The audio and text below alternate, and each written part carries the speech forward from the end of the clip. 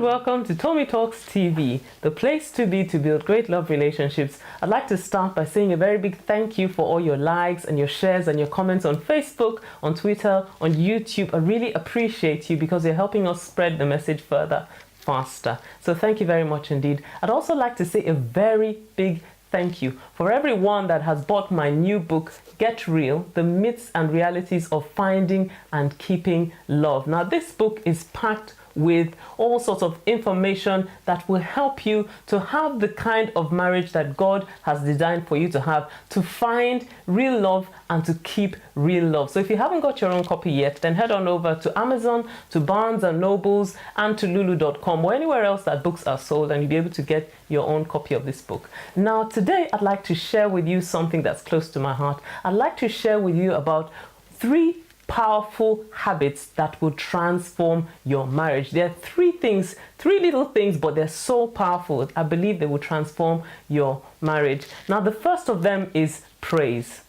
Praise is a discipline that keeps our eyes on the positives. So it keeps your eyes on the things that your spouse is doing right. The challenge is that a lot of times people have a tendency to focus on what someone is doing wrong and to complain about it. But when you have a habit of praising, then you will catch your spouse out when they're doing things right and you praise them for it. And the reality of life is that when you praise someone for things that they do right, then you tend to reinforce that kind of behavior. There's a reason why they get cheerleaders into ball games, because cheerleaders help people to perform at their highest and their best. So praise your spouse whenever you catch them doing something right. Make it a habit every day to praise your spouse. The second thing I'd like to share with you is appreciation. Now, appreciation is different from praise. Praise is simply acknowledging your spouse for their accomplishments. Appreciation is actually acknowledging your spouse for the things that they've done to make your life better.